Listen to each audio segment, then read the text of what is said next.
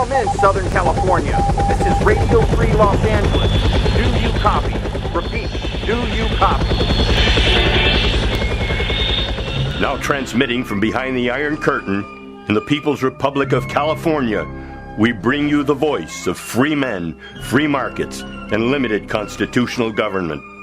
Welcome to citizen-sponsored Radio Free Los Angeles with President of the California Taxpayers Union, Mike Alexander, and editor of the Taxpayer Gazette, Jonathan Wilson. All right, very good to be with you this evening. Mike Alexander, Josh Jacobs, Radio Free Los Angeles, coming to you from beautiful downtown Glendale. How are you this evening, Josh? I'm doing well. How about you, Mike? Oh, fantastic. Boy, I can't tell you what a beautiful evening it was. It's always a great joy to come in here on Sunday nights, but during the summer it's just a little bit tougher. We had a perfect Southern California evening. It was cool. It was a light breeze blowing in, I think, from the southwest. Just beautiful tonight. But it's great to be with all of you, and hope you're listening to us from the comfort of your patio with a beverage of your choice and your family and a good meal. We have seltzer water, and that's our beverage of choice right now. Yes, yeah, that's right. In my nod to international relations, I do drink Perrier. And, I don't know, they claim it comes from the Perrier Springs. I've always wondered whether they actually ship this stuff over from France or whether they put carbonation it somewhere in Vernon, California. But I got the Trader Joe's brand. It doesn't say where it's bottled from. It just says water and carbonation added. You're lucky to get it. We have a good program for you this evening.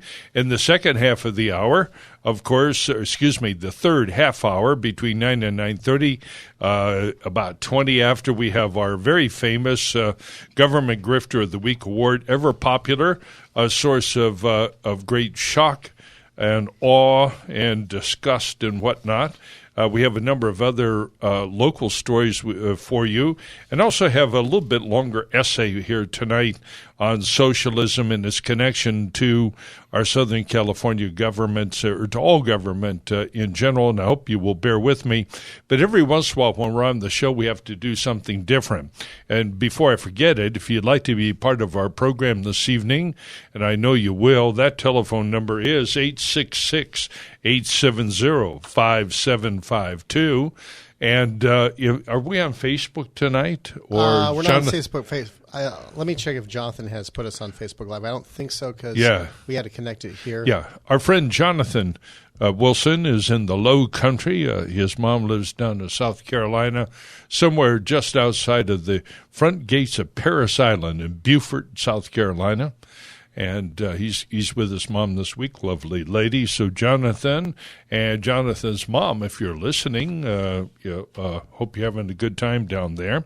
Let's go ahead and get started. And oh, by the way, remember this is citizen-sponsored radio, listener-sponsored radio, and the way to help support us is to go to radiofreelosangeles.net, radiofreelosangeles.net. Make a contribution there. Be a monthly contributor. We're going to talk more about that later, too. And also, remember, our ongoing project, the most important thing that we're going to be doing is School Choice 2020. And that is a proposition that we want to move on to the California ballot as soon as we can.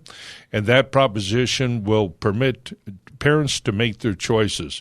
Once passed, that initiative will require that the state of California establish a school savings account, an educational savings account. The short name for it is ESA, for each K-12 child in the state of California. Number two, into that account annually will be deposited the average per pupil expenditure under Proposition 98. That amount of money for the fiscal year 2019 to 2020 school year will be over $15,000 a year per student. Number three, that money can be used to attend a school of your choice. It can be the current public school that you're in. It can be a charter school that you're eligible, depending, of course, on their rules. And it can be an accredited private school or an accredited parochial school. But that's not all, folks. Number four, whatever you don't use, you can save and use for other qualified educational expenses or for college. It's just fantastic. We know that here in California, that money is being wasted on so-called education. California schools are about 48th in the nation, and if you're 48 or 50 or 45, there's no statistical difference, and there's no measurable difference between those two positions there.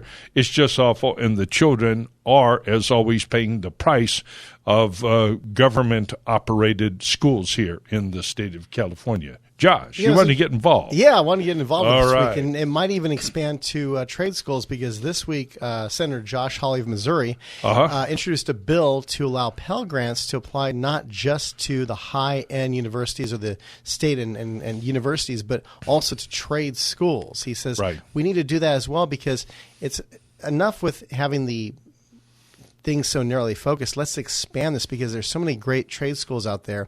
And college isn't for everybody, but trade schools are because we need more engineers like, electricians and welders and plumbers and those who work on your car and those who work on airplanes and other types of vehicles and whatnot. You mean somebody who can actually repair your car has more social value than a new environmental scientist? Yeah, exactly. Or Thank you. Yes. Or the feminist studies or so-called social studies. It's like, okay, what am I going to do with that degree once I get out of college? I mean, it's funny. One of our bosses here at work one time said to me, JJ, I've got a BS, and that's basically what it is. Right.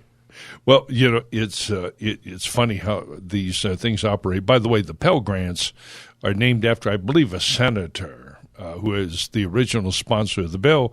And basically, it's the way the federal government comes up with federal money to help support local students in their schools. So these Pell Grants are an early form of subsidies, really not for so much for the students, but subsidies for the schools.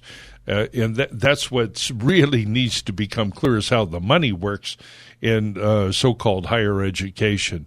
What we look at as student debt is student debt, all right, but what it represents is vastly inflated costs imposed by government because of two things. One, their monopoly position in this thing called education, their ability to furnish credentials to youngsters who think that they need this credential to get a job. And then number two, their second reason why they can do this is because the government is there making these loans and nobody's controlling costs because it really isn't the student's money, it's funny money. And that's why this whole attempt to forgive school student debt is such nonsense because all it is really is a big gift to the schools.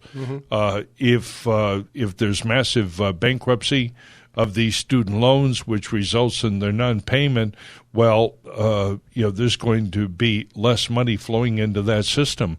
And we are already seeing a lot of small colleges throughout the country decline in their membership. They can no longer make the case in the average small liberal arts college in the United States for their degree. And the price of these degrees, the price of going to college at the small colleges has risen almost as dramatically as it has at these other places. In fact, Hawley, one of his bills also is to hold these colleges accountable that if students default on the loan, it's the college that has to eat the costs and not, the student themselves, which I think is a great idea because, as he said, we should have never been involved in the loan business. That's when everything got screwed up about 10 years ago when the government decided to take over the college loan business.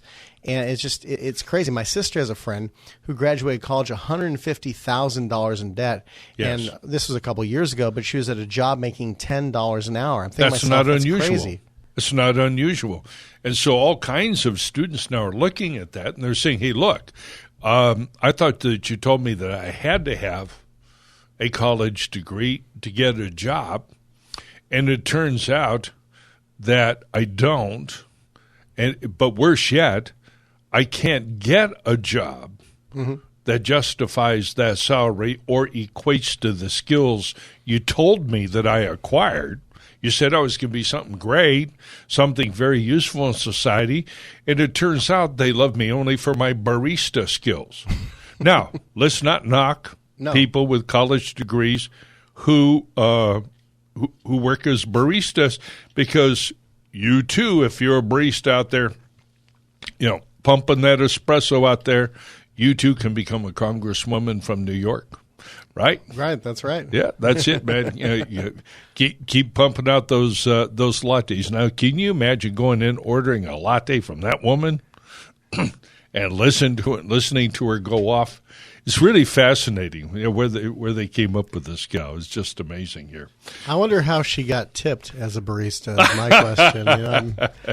Well, something tells me, I've seen some of her videos and her presentations, and I think that there is, like a lot of politicians, a charming side to her. Oh, definitely. When she tries hard, when she works hard, she can be attractive, and she's young. I've seen a little dance video there, got a few moves, so she's young enough to be attractive, certainly more attractive than that old Democrat whale that she beat up and defeated. Joe Crowley.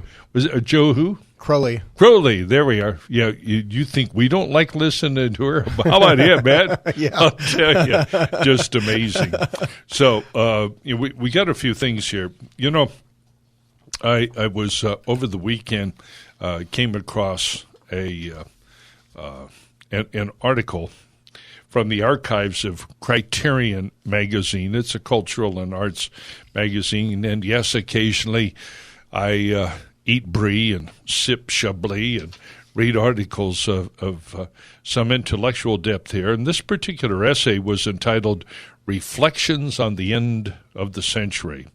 It was published back in 1999, and this magazine goes back and republishes on the Internet various articles and essays. And this one, particular one, was on how we view the crimes of communism of the 20th century.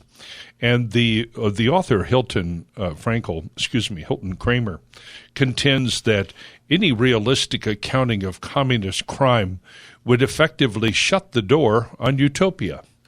In other words, we still today, and this is the reason why I'm bringing up this particular article, is because we look back at 100 years of totalitarianism, most of it communism, and its bloody record, and their constant carrying on about this new utopia, this promised land, this heaven on earth that these government people, in this case espousing the communist doctrine, were going to bring about.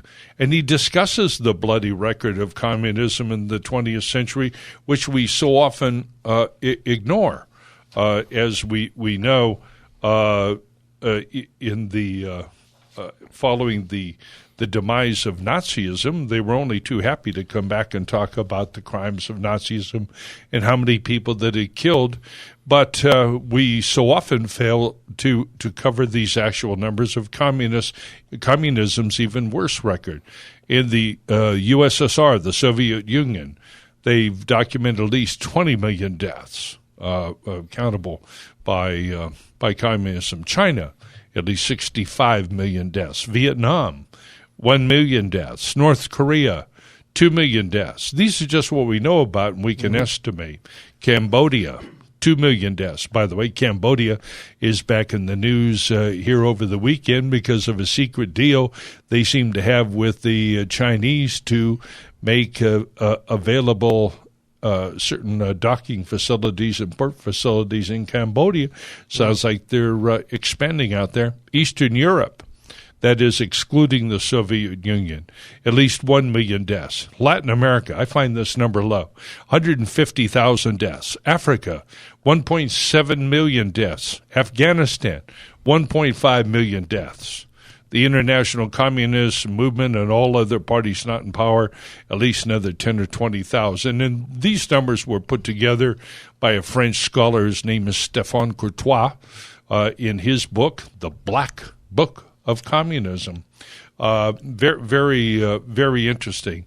And as he writes, the total approaches 100 million people killed to serve the political representatives of Marxist-Leninist regimes, a number that dwarfs even Nazism's achievement in causing what is now estimated to believe some 25 million deaths.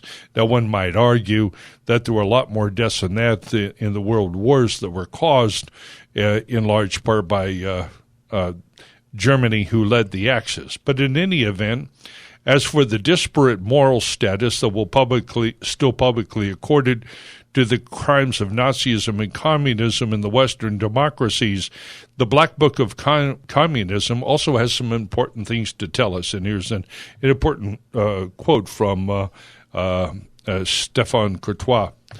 Quote, "One cannot help noticing the strong contrast between the study of Nazi and communist crimes. The victors of 1945 legitimately made Nazi crimes, and especially the genocide of the Jews, the central focus of their condemnation of Nazism. A number of researchers around the world have been working on these issues for decades. Thousands of books and dozens of films, most notably Night and Fog, Shoah, Sophie's Choice, and so forth, have been devoted to the subject.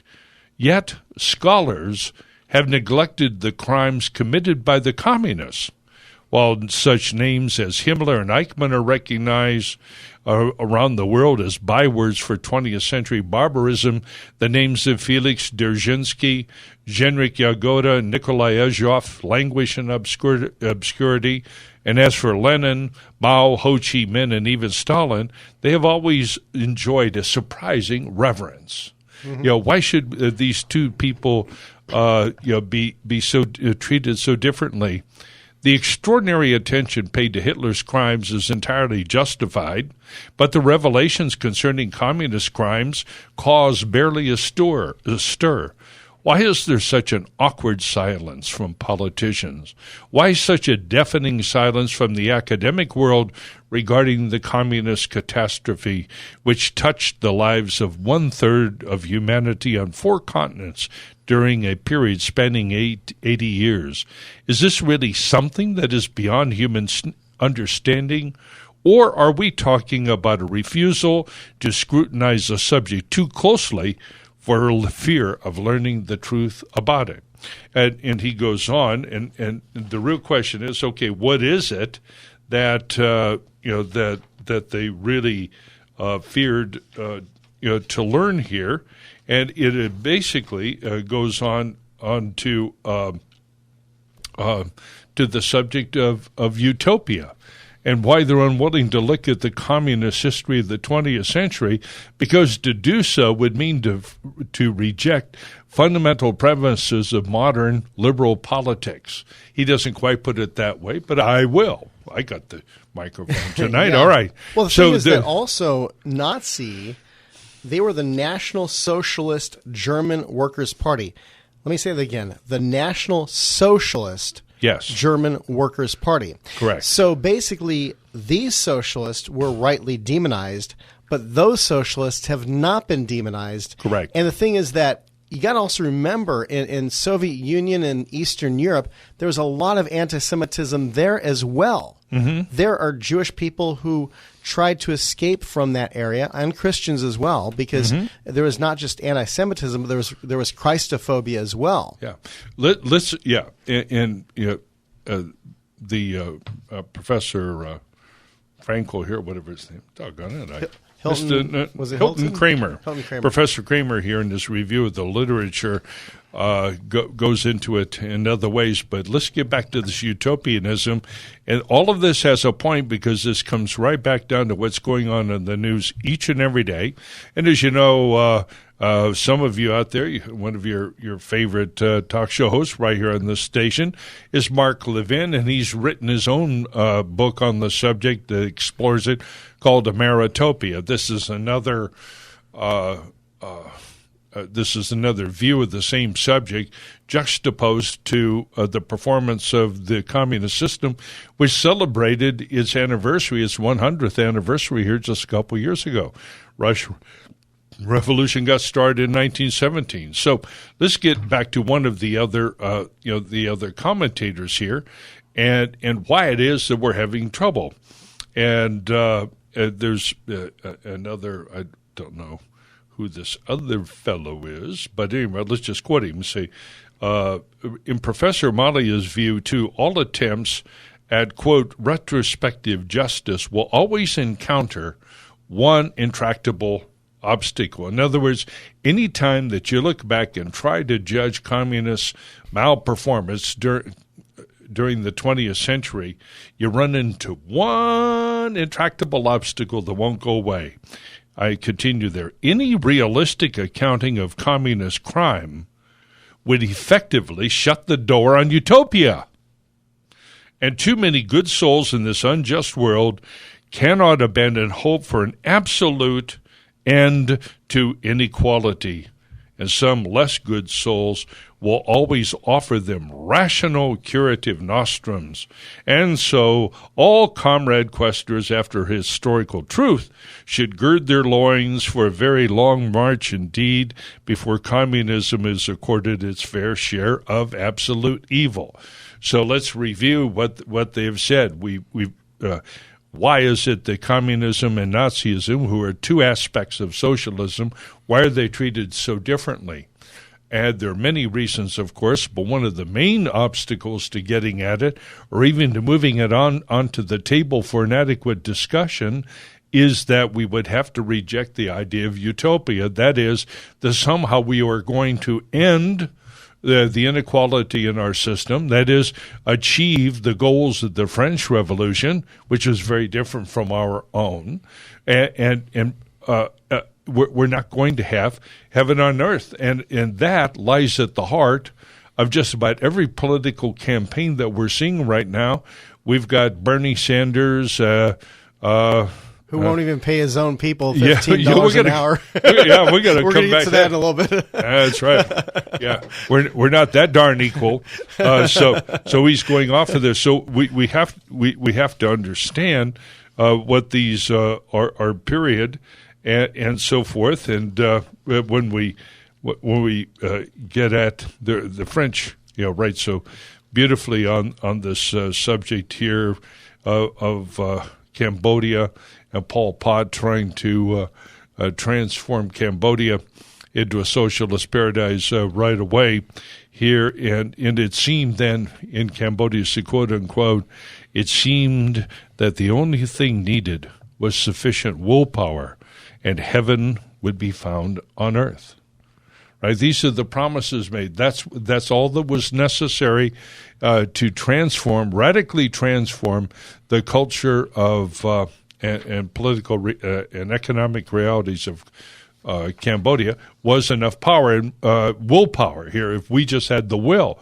So here again, in our modern times, despite unprecedented levels of prosperity in our society, even at a time when our poor would be rich in so many countries here, our system is still under pressure. And what they always do is to go after us, the values of the bourgeoisie. These are very Marxian terms, I grant you.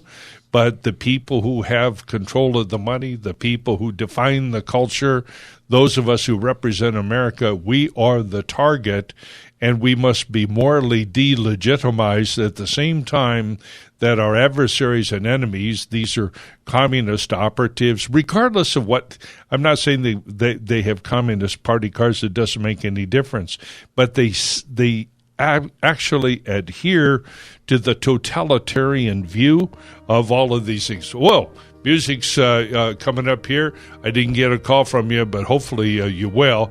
That music means we're at the bottom of our first half hour. It's been fun. We're going to continue our discussion after the 8:30 hour because this stuff is important. Mike Alexander, Josh Jacobs, Radio Free Los Angeles. Back with you after the break.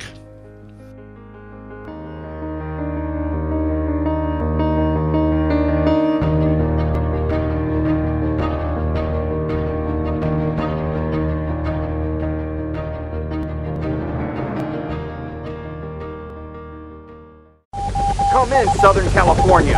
This is Radio Free Los Angeles. Do you copy? Repeat, do you copy?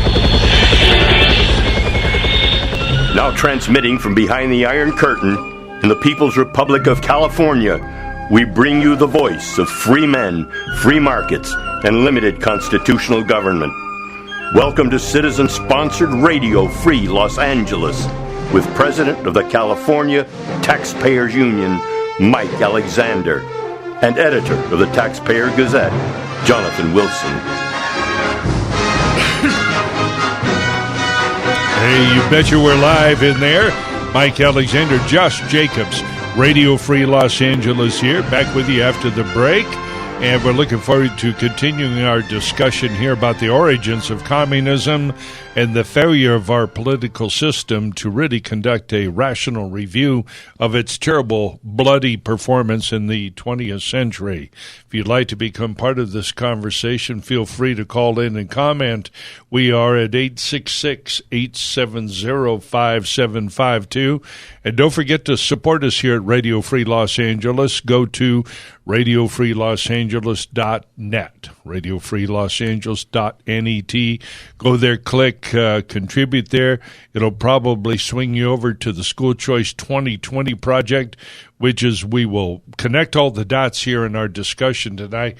We'll show you how important the public school is to the objectives of the totalitarian system and why they can't get where they want to go if they don't have control of the schools and the children's heart, minds, and souls, and how, more importantly, ladies and gentlemen, we cannot begin to reverse the achievements of communism in the 20th century, which include tremendous achievements and progress here in the United States in the first 20 years of the 21st century.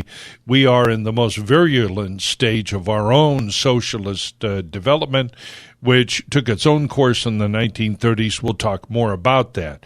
In the meanwhile, we're trying to get a little bit more understanding on what we're doing here. So why to continue our discussions here and the excellent points made here by Professor Kramer. By the way, this article was published in 1999, which was 10 years after the fall of the Soviet Union, when we thought that all of this stuff had been put to rest. Surely we had the most visible, concrete, demonstrable, televised, documented failure of the Soviet Union, and yet 10 years later, what was happening? Josh, you brought it to my attention during the break. Yeah, a year earlier in Venezuela, Hugo Chavez was elected president. Chavez on the promise that we're going to have a socialist utopia. That's what he promised, and now here it is, 21 years later. It's a communist hellhole. It's a communist nightmare. I know I'm not supposed to use that. I know that some people say it's racist, but it's true. People in Venezuela are starving. It's a statement of fact. The people are starving. They're sacrificing their dogs and their cats just for food. They're going through garbage. They're going through rotten food. Vin Scully, about 3 years ago during a Dodger game, said, "Socialism failing to work as it always does, this time in Venezuela. You talk about giving everybody something free, and all of a sudden there's no food to eat. And who do you think is the richest person in Venezuela? The daughter of Hugo Chavez. Hello." Right. There you go. That's what it is. And yet it's never discredited.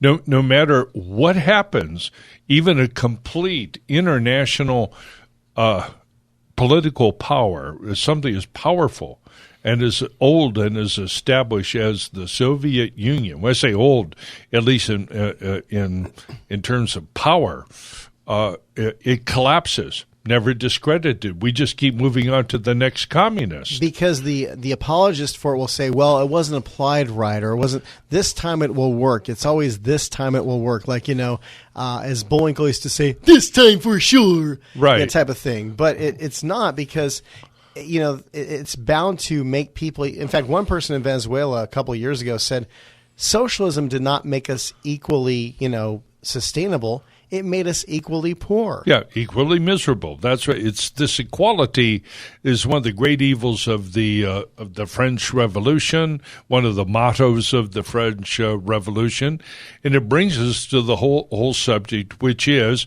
why is it that communism turned so violent? Well, how did it this concern, which is in many ways Christian, right? It is socialism at bottom involves a number of assertions that may be characterized as proper Christian goals, but having set about to do God's will and to fulfill the gospel in political terms here on earth, it immediately leaves the rest of the Ten Commandments behind and launches off on its bloody revolutionary tactics. Why? And we're seeing that here. We're seeing that here. Why? What is there? Well, it has to do with a resentment of the bourgeoisie. And who are the bourgeoisie? Translation, you might refer to us as the middle income, the people who produce, the people who have money. They come to be resented. And one of the French writers, Furet, F-U-R-E-T, writes, quote, of all these passions spawned by modern democracy and bent on destroying the hand that fed them, the oldest, the most constant, the most powerful is hatred of the bourgeoisie, which, it need hardly be said, includes the self-hatred of the bourgeoisie that is everywhere reflected in its cultural life and has been from its beginnings. It can be found that through the 19th century, before reaching its apogee in our time, when the bourgeoisie, under its various names, would provide a scapegoat for all the calamities of the world, for both Lenin and Hitler. The bourgeoisie incarnated capitalism, the forerunner for Lenin, at least, to fascism, and imperialism, and for Hitler, of communism. Both of them, even though they were both socialists, saw the bourgeoisie is leading in different directions, sufficiently abstract to contain many symbols sufficiently concrete to offer a convenient object of hatred. The bourgeoisie furnished both Bolshevism and fascism with their negative role, along with a supporting complement to older traditions and sentiments. It is an old story, as old as modern society itself. And so the bourgeoisie, we can call these people, we call them the middle class, or we could go ahead and just call them Trump voters.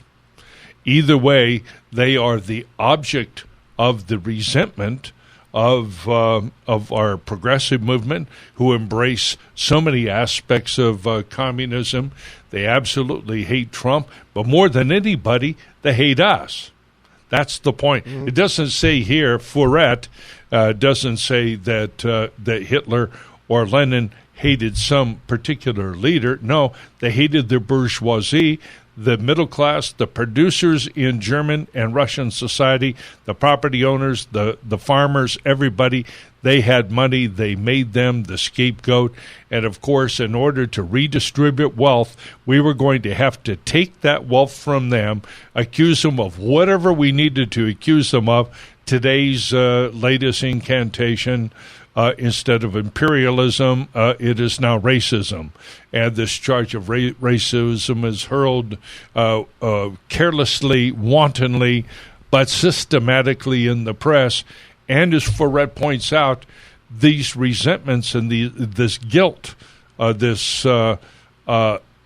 sometimes self-loathing, is often exhibited by other members of the bourgeoisie. So you find other people that we know, maybe who work in our same professions, live in our same neighborhoods, who somehow embrace the criticism of the left. They embrace what Cortez and these other nut jobs, Bernie Sanders, or just your local city councilman, has to say about people with money. They make us the bad guys, the very fact that we have it. In fact, you can very often go to church on Sunday and hear the the same symbol.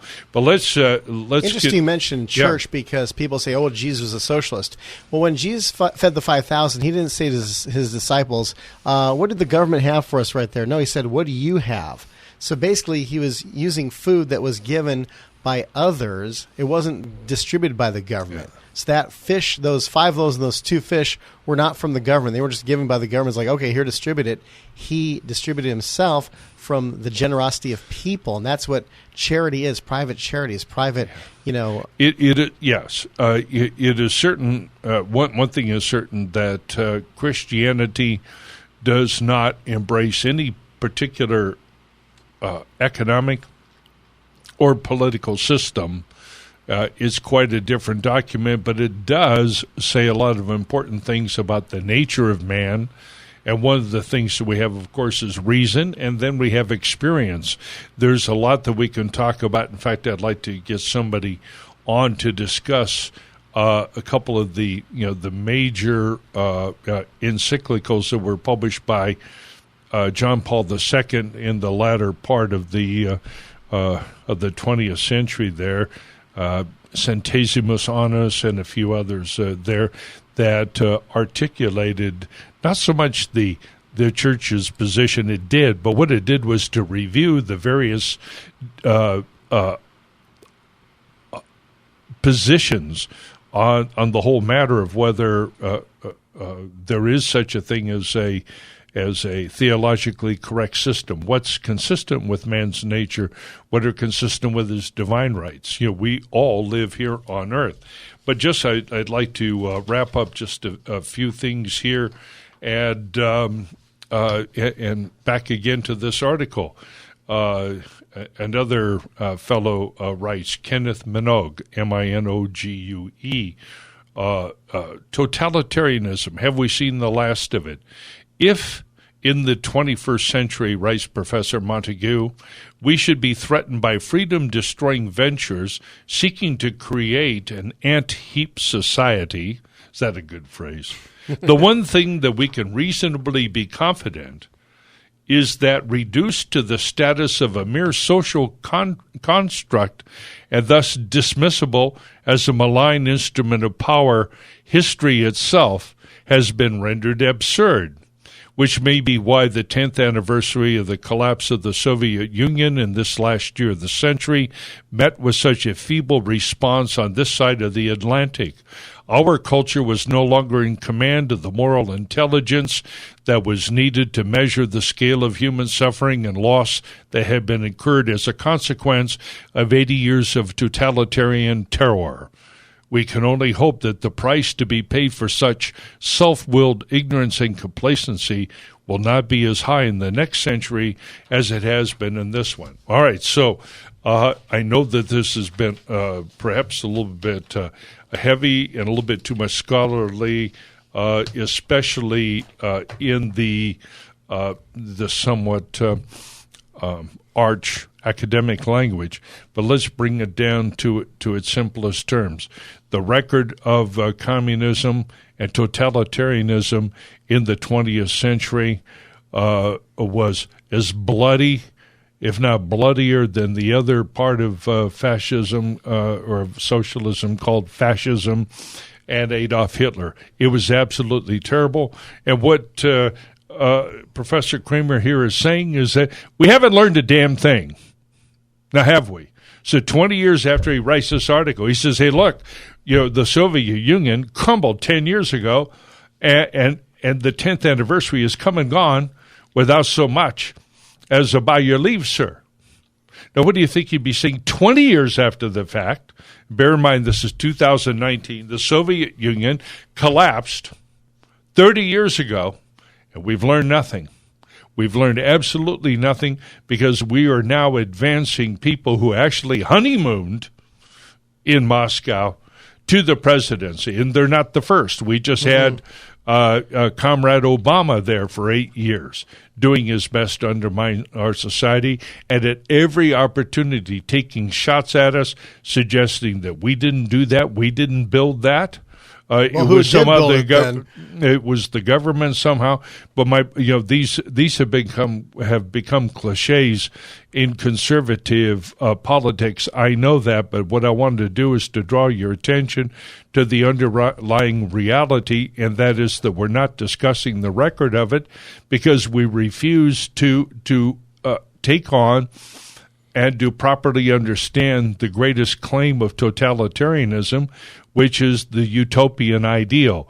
That somehow, some way, if we just give these people enough power, enough money, enough control, enough time, like forever, they will turn this into heaven on earth. We have not rejected that. We have not put into proper context what our job is, and even as a people, certainly we can't count on the intelligentsia to do it, except for those of us who show up on radio once in a while. Josh? Look at California. We've got the highest gasoline taxes in the country. We've got the second worst roads in the country. Right. Think about that. So California, this is probably the closest there is to the socialism we're talking about right now. The roads are in crummy shape. Poverty is up. Homelessness is up. San Francisco. We got that. We got that. Yeah. What I'm driving at here, and I'm not sure that that you have understood my main point here. Maybe I haven't been clear. Mm-hmm. We conservatives are quite well aware of our rhetorical responses. Mm-hmm. Those rhetorical responses, however, are insufficient. Oh, yeah. I'm saying those kinds of observations usually bring a ho-hum, when in fact what we have to tackle is the underlying claims of morality, of moral superiority, of the other system, tackle their refusal to be historical, tackle their refusal to look at the record of communism or totalitarianism, collectivism, whatever label you want to apply to a totalitarian society, apply it if you will, but let's look at the underlying reality and this very harmful notion of utopia and this confused, I think it's a confused, misplaced Christianity. And if we look at what's behind this unlimited immigration at the border, we see that the average conservative is having great difficulty articulating a message as to why they don't have a right here and what should be done. Notice that all of the criticism here that is developed is directed at you and me, Josh. Mm-hmm. Okay? Yeah, it is our selfishness, right? What about their selfishness? I understand. Their materialism. Our materialism and the supposed defects of the American system. When in fact, what we have on display here is a complete and total failure to review what? To review the performance of totalitarian societies. But not the Soviet Union. No, Mexico. Right? Not China's malperformance, but that of Guatemala, El Salvador, and these other places, which fail to recognize the rights and the legitimate aspirations of their people. So what are we doing? We're putting pressure on the American government to let more of their people in, grant them rights which are completely inconsistent with their own best interests. So notice here. In fact, Mexico's now sick of it themselves. They're sick. They say, we don't want these people coming from Central America and South America anymore. That was a survey that just came out this week. Like 60% of Mexico does not want it anymore. Yeah, so I guess Mexico's racist. No, I understand. But those comments, that's more conservative rhetoric. Well, I mean, hang on. True. No, stay with me. No. Stay with me. It doesn't get at the heart of the problem. It doesn't get at the heart of the problem. The heart of the problem is what Trump started to do last week. And that was what? He focused attention on their moral failings, number one, Talib, Oman, or whatever the hell these people were, focused on their moral failings, but more than anything else, focused on the complete and total collapse of the societies from whence they came. Whether it was yesterday and they came in with a green card, or whether it was a 1 or 2 generations ago. In any event, they came from a society that was in a state of complete and total moral and economic and judicial collapse. And yet we want to criticize it from this perspective. Now, Mr. Trump is a counterpuncher. He is an extraordinary politician. He is not, however, by instinct a philosopher. I think it's useful for us nonetheless to get at the fact that the real point of our criticism needs excuse me. The real focus of the criticism needs not to be you or me, Josh, or the moral failings of the bourgeoisie here, of the Trump supporters, or of our system. We need to focus attention on the moral failures of the society from which they came, and look what's going on. Not only are we letting them in here without question, but we proposed to let them come in and stay in unchanged. So we are not bringing in immigrants. We're not just importing people who aspire to something different, that is, who want to become Americans. Hell no. These people are selected precisely because they are not Americans, do not come here aspiring to be Americans, and will not be put into institutions where we will actually make Americans out of them. In other words, what we are importing is pure, unadulterated, failing socialism into our country, being encouraged at the same time by the chief practitioners of socialism and progressivism, the next generation. That's why these people are bad, and that is the role that our public schools change, because if you're going to bring them in here, whether they're, I don't care how the hell they got here, whatever the claims are, but we know one thing for sure. We know one thing for absolutely freaking sure. They're not Americans. They're not Americans by birth. They're not Americans by aspiration. They are not Americans by assimilation or acculturation right now. They come into our society as somebody completely and everlastingly foreign, and therefore they represent something that's unacceptable in, of, and by itself without full assimilation. And to the extent that the importers and coyotes, in fact, I think we need to start calling the 4 coyotes is who we need to call the squad. We'll start just calling them the coyotes. The coyotes up there have something in common with the coyotes at the border.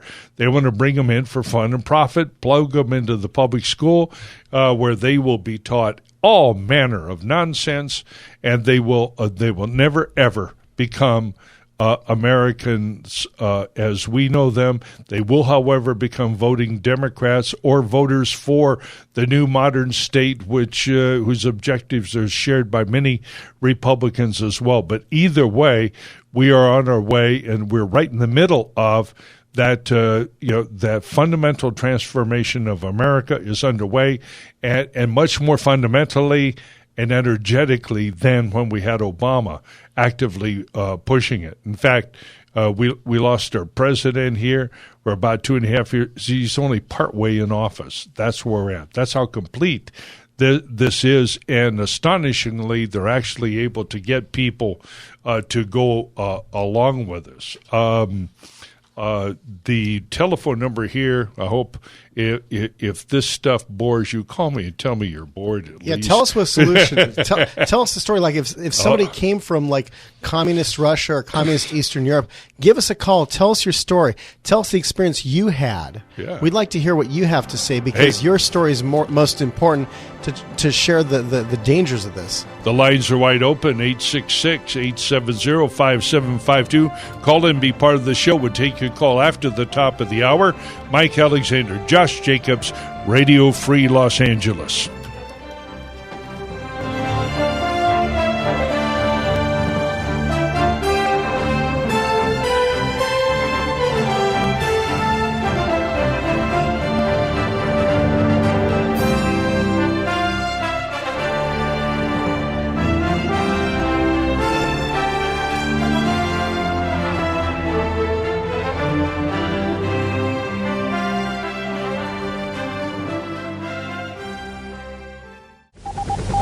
Come in, Southern California.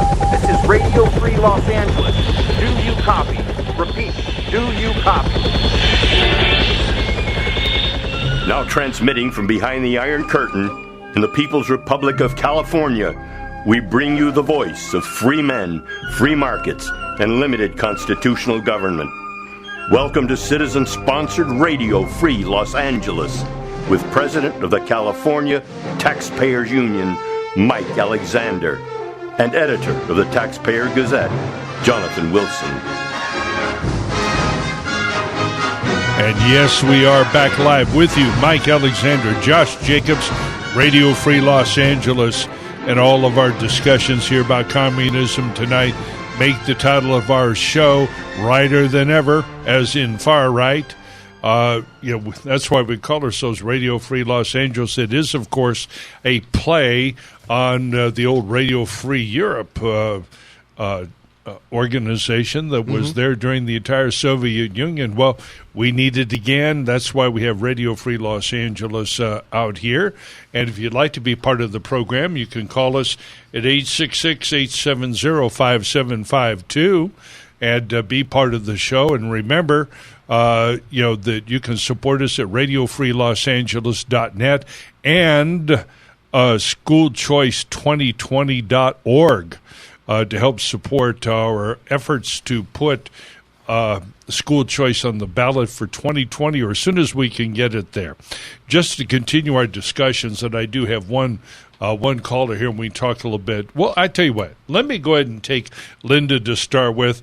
But Linda, she's on line one. Why don't you put her on through? Linda, how are you this evening? Oh, I'm fine. I got a name for those congresswomen that Trump says for them to go back to their own country. Is it fit for radio, Linda? Yes, it is. Okay. Yes, it is. Since this is in addition to them being socialist, communist, yes, anti-Semitic, anti-Israel, open borders, you name it. And I may sound sophomoric by saying it. Since they call themselves the Squad, I got a name for them instead of that. Okay. The Scrubs. Scrubs. The Scrubs. You know what a scrub is? Well, sometimes there's the... they're freshman congresswomen. Yes. Okay. A scrub is... Oh, I got you. Yeah. The Scrubs are like rookies. Just came on the team, that type of thing. A scrub is a freshman that enters junior high. I got it. All right. Oh. Yeah, well, their level of discourse is at that level. There's no question about it. But, Linda, while I've got you on here, you heard the first hour, just your impressions. I know that you agree with a lot of it. I didn't get to hear the first hour. Oh, you didn't? Okay, well, I'm glad that you called. We do have somebody calling. We've been talking about communist attacks and how it is that we need to be constantly defending our system. And this is the other half of what we talked about during the first hour here today, is we have to document the claims that we make for our system. I saw an article just the other day on the internet, where else, and it was very interesting. It was something like 100 million, 2 or 300 million, whatever, people in India had been brought out of poverty in India. Well, it was as if it just happened that there was something in the air, or it was like a change in the climate or a geological event. Well, these things happen for a reason, because of a good, healthy operating market system in India. It's really important to note this and to continue to make our claims for human freedom and to oppose what these people are doing and saying is inconsistent with our freedom, and to the extent that these immigrants do have a certain plight that they find in their lives. Their plight is best addressed through reforms in their own countries, and we need to begin to bring international pressure on them and to decry the terrible record of totalitarianism in the 20th century. Linda, as always, we enjoy having you on. Thank you for listening to our show. Next up, we have Dave in Whittier, who's going to tell me that he went online and contributed last week. Oh, I'll get around sometime, Mike. I promise you. You just call up here just to hear me say it. I know it.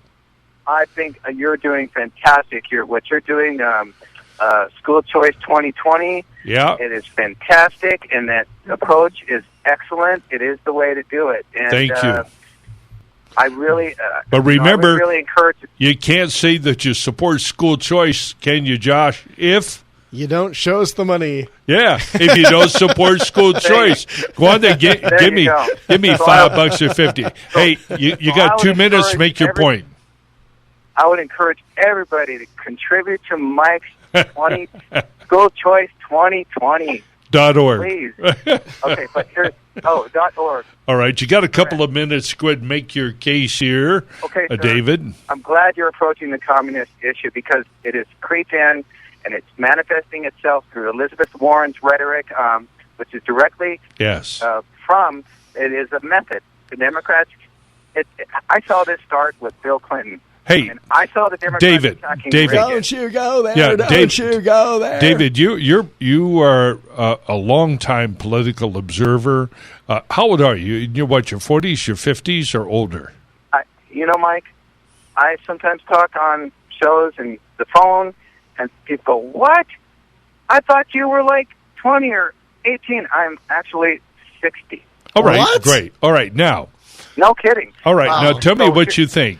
And nobody has to agree with me. This, after all, is a talk show. But, the one candidate that I think is very, very dangerous, and I find her sometimes persuasive in a demagogic kind of way, is Elizabeth Warren. I see her as being more difficult to handle. Number 2, I would put Biden.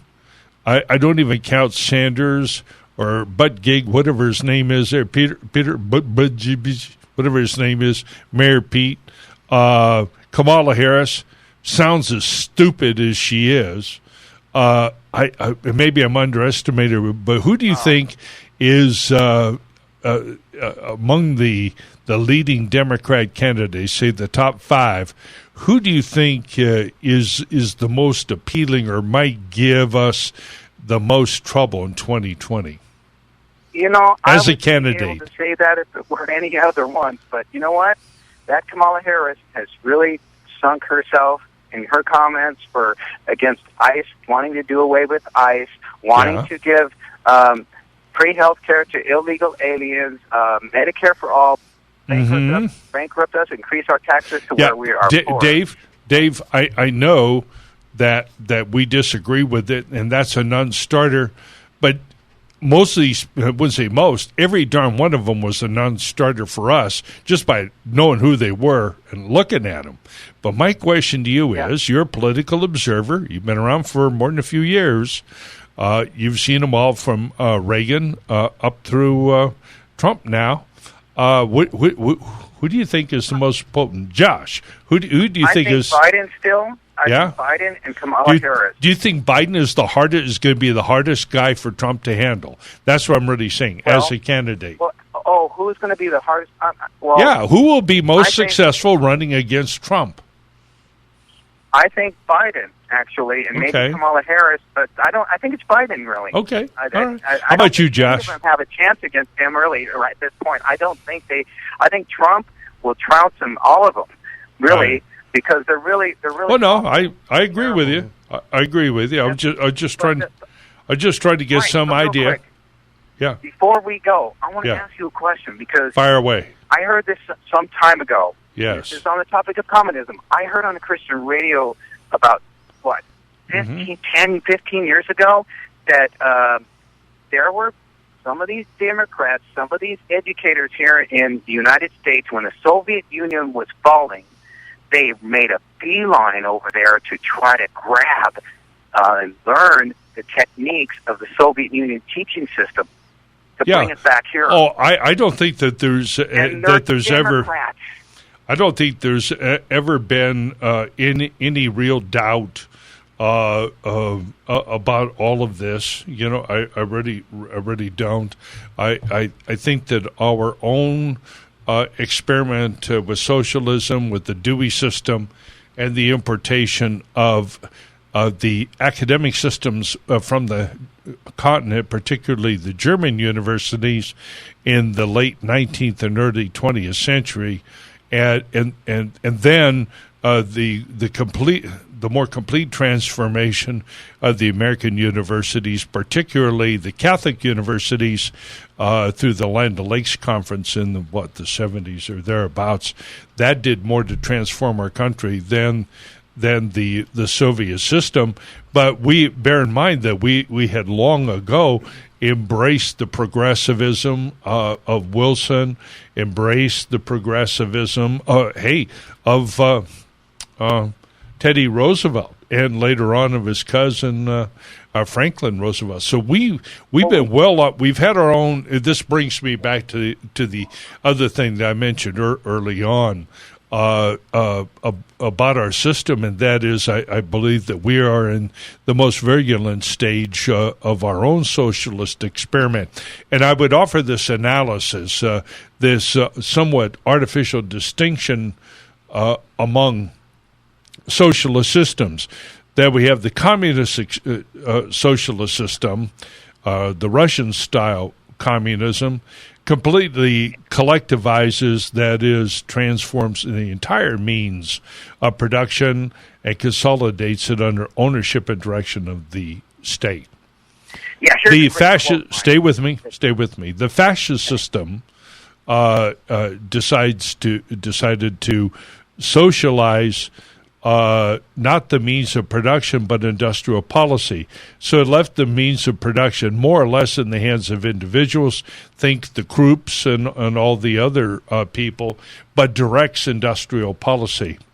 And then we have the American version of it that by and large, at least up until maybe the last 20 years, by and large left the means of production in the hands of private individuals, and had very little in the way of industrial policy. Certainly not in the same sense that they had industrial policy.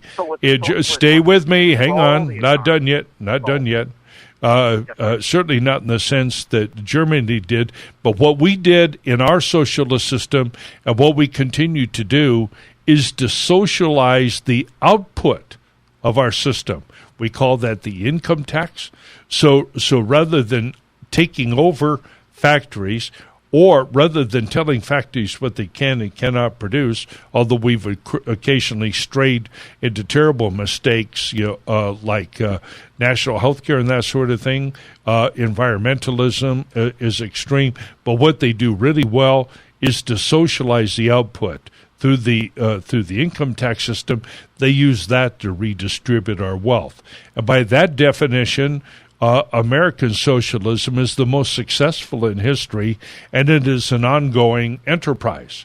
And we are in our most virulent stage right now. But in any event, Dave, I look forward to continuing. I've got a quote for you. Can I give you a quote? Nope. My friend, wrong call with me that. next week, Dave. Call me next week. Give me that quote. I've got Juan Tierra coming up in the Government Grifter of the Week Awards here. So I want to thank you, as always, Dave, for being on. And by the way, folks, I have a story I've been trying to get in all night in the middle of all of this scholastic dissertation. But I picked up an article here. Dr. Drew Pincus here was on Pinsky. with Pinsky. Yeah, brother. I'm sorry. He was on talk radio with somebody else here, Scott Adams, who created Dilbert, and he predicted that the current typhus outbreak infecting Los Angeles residents could result in bubonic plague. And is similarly endemic to the area, and because of all these rodents and failure to clean up and everything else, we could have another outbreak of bubonic plague right here in Los Angeles. Hey, Garcetti and all the rest of you pukes out there, what the hell do you think that you're doing? You know, the federal government spends over $4 trillion a year. The states, the counties, and cities spend another $4 trillion a year. And the minimum we expect out of you people is no bubonic plague. It's just the minimum. And instead, you're importing disease. You're letting it rot and filth out there. You know, this is why we say here on Radio Free Los Angeles, the most of what we know as government is nothing but a fraud, a hustle, and a con. Herewith endeth. He's the lesson. head rat of City Hall. Oh, yeah, head rat. The That big boy, rat. it's absolutely outrageous. So much else to talk about that we can't get to tonight, but now we get to our favorite feature of the week, the Government Gift of the Week. All right, now music, maestro, please. And now it's time for the weekly Government Grifter Award. And here he is, Le Mesure Juan Tierra. How you doing this evening, John?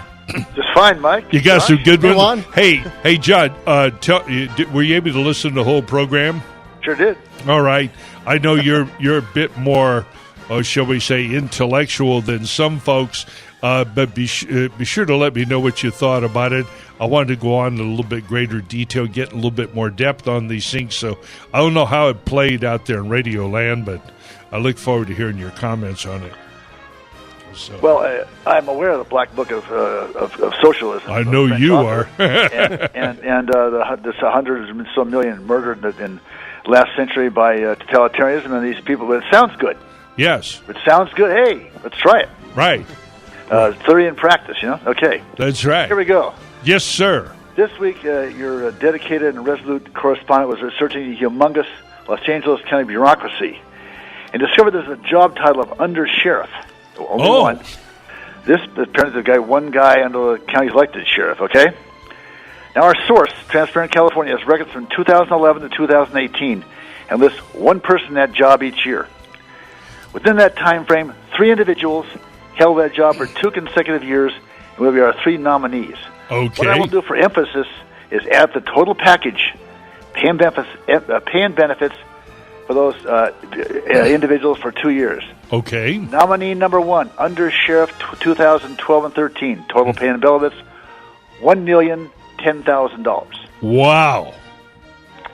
Nominee number 2, Under Sheriff 2015 and 16, total pay and benefits a paltry $800,600. Oh, yeah. Yeah, in other words, equivalent only to the president's salary for those 2 years. Nominee number 3, Under Sheriff 2017 and 18. Yeah. Total pay and benefits $1,018,000. Oh my Unbelievable. Were these terminating compensation? Or Looks could you tell? looks like these guys have been around a while. Yeah. It sounds like the ultimate payoff that if they don't get to be sheriff, that they work their way up through the bureaucracy, and then the one big cherry What a that's way to available. lose, huh? Yeah, so for the last year or two, they get to be under sheriff and then out. All right. Actually, their sheriff only gets about $260 in initial pay. Wow. But I'm sure he'll do well later on. Unbelievable. Ready Unbelievable. for our drum roll? All right, drum roll. Brrrm. Long drum roll. We got the best board man in the world, Jeff. All right. We have a close contest between the names 1 and 3. Yeah. But the answer is numero trace, number 3. Yeah. Under Sheriff 27 and 18, grand total of $1,018,000. Unbelievable. And for those of you who want to know who that guy, we don't have to call that, have him call in, because you can go to the internet, find out who that clown was. All you have to do is what I do, Transparent California, Yeah. County of Los Angeles, punch in the title, Under Sheriff. Yep. Go from there, and they give you the year, 18, There you go. 17, 16, 15, right down the line. Bear in mind that he got that kind of money when our chairman of the Joint Chiefs of Staff maybe makes over $200 a year with all of his responsibilities. Each and every one of these guys makes more money than the governor of the state of California. Think what you will of him, but he's got, at least on paper, very broad responsibilities, and we can go down the list. I mean the Secretary of Defense of the United States gets nothing like that. But under sheriffs here, these people have paid themselves magnificently. John, Great labor contracts. Oh yeah, it's huge, and yet it's never enough. Revenues are going up, and they still talk about budget. Got 2 minutes to go, John. I want to thank you as always for doing that. My pleasure. And and I'll talk to you. We'll see you on Wednesday for our weekly conference. And Josh, I want to thank you as well as Brooke, our indefatigable phone screener there. Wave at me, Brooke. Let me know that you love us. Yes, we're there. And Jeff, thank you. And also thank you to Basil Hoffman, who records our intro there for us.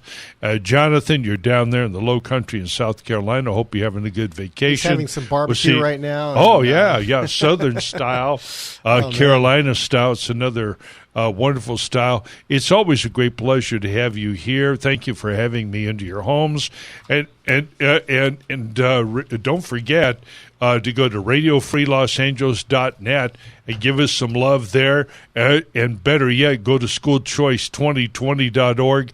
Let's turn this thing around, because remember, the first thing that the Soviets did in 1917 was to eliminate the church and to take over the schools.